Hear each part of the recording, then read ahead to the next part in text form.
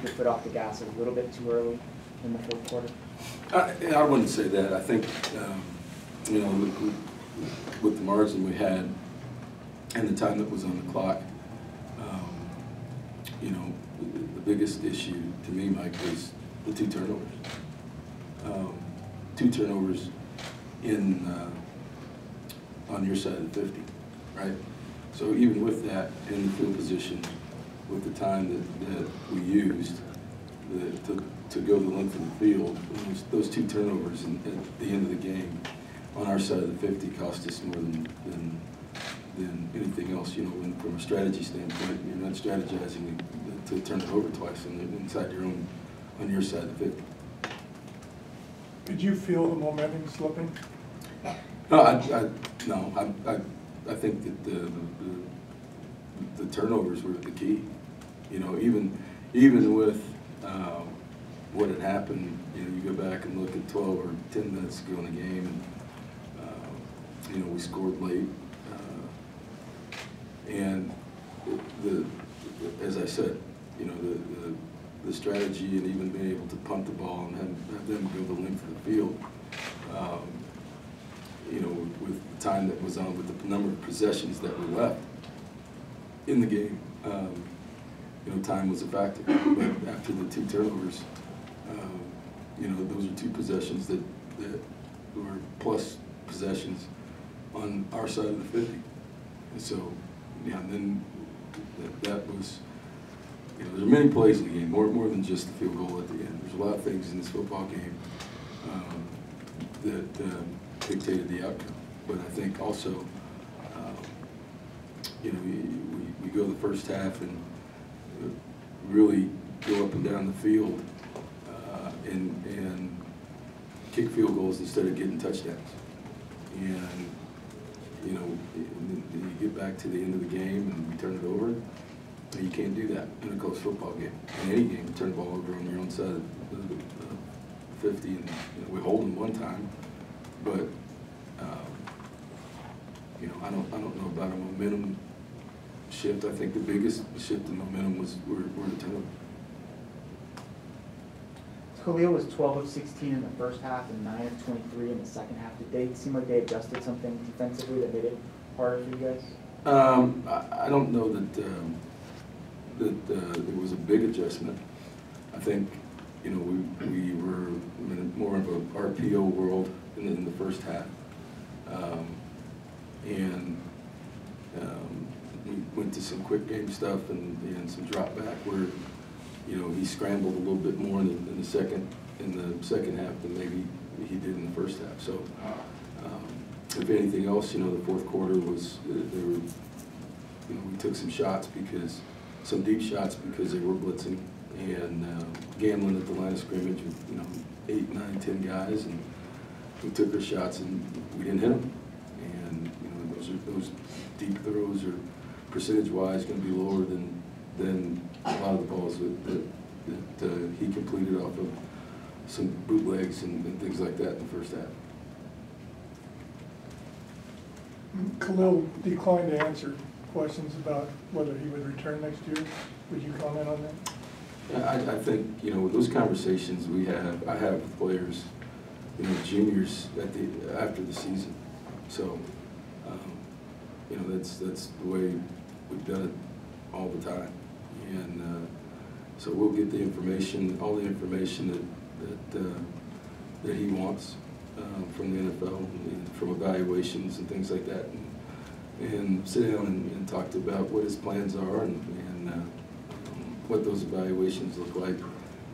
Not that the season's over. Well, what do you tell your team after a game like this in the locker room? Well, you know, first I thank the seniors. You know, those guys, I haven't been here a year. Got here January 14th. So those guys, I'm very, very appreciative of their work. You know, you got guys in there that are junior college guys. You got guys like Tony Ellison, who's been here 5 years. You know, so you know, to adjust and play the way he's played this year and do really what we've asked him to do. That's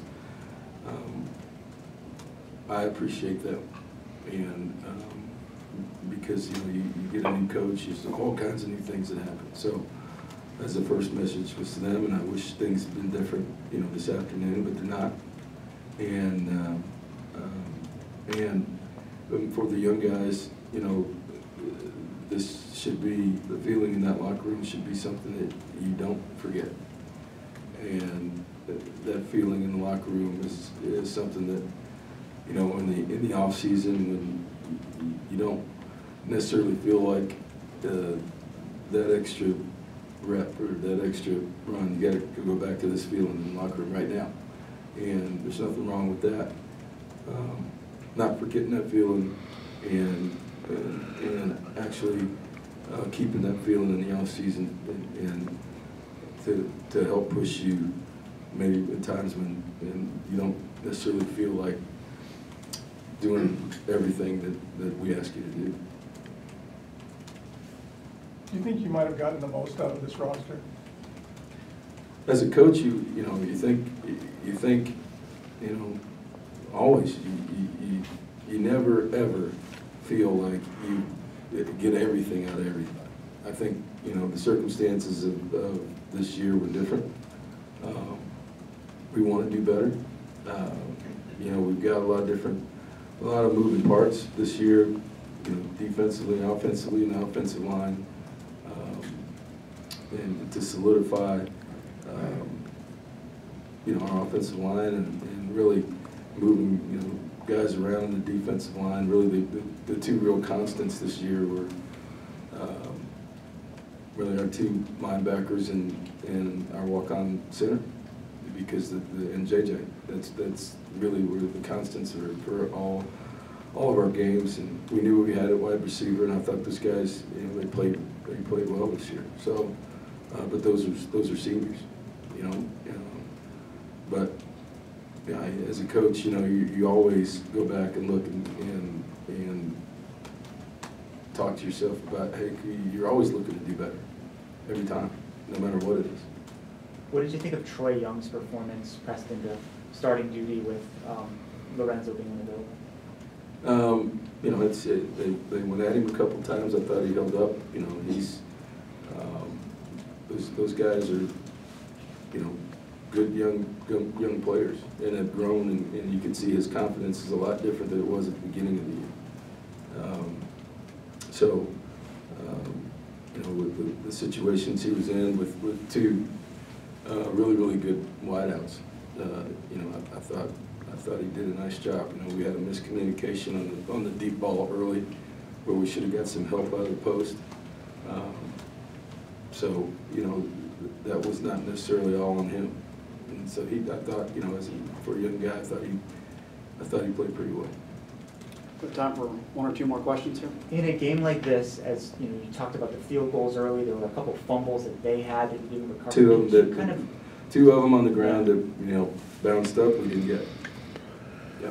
Do you feel like when now that's happening, like, man, this could come back to bite us at some point? Do you get that sense as it's going along? You know, I don't know that you do it that way.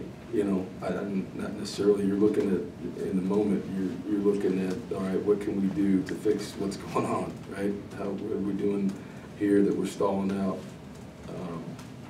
You know, how in the red zone, you know, is it scheme? Is it personnel? What is it? You know, is it? So, I mean, in that moment, and then maybe at halftime, you know, when we sat down and talked offensive staff-wise, we talked about that, about, you know, the opportunities we had, and they scored touchdowns, but you can't dwell on that at that point. You got to move on and say, hey, how do we fix this right now? And how do we fix that and get touchdowns instead of field goals? Can you explain the thought process in going for two a couple times when you did earlier in the game? Yeah. Basically, we got off the number early, based on, you know, some statistical data that we used, and trying to get back on the even number. So it's really based on that statistical data. All right, Coach. Thank you very much.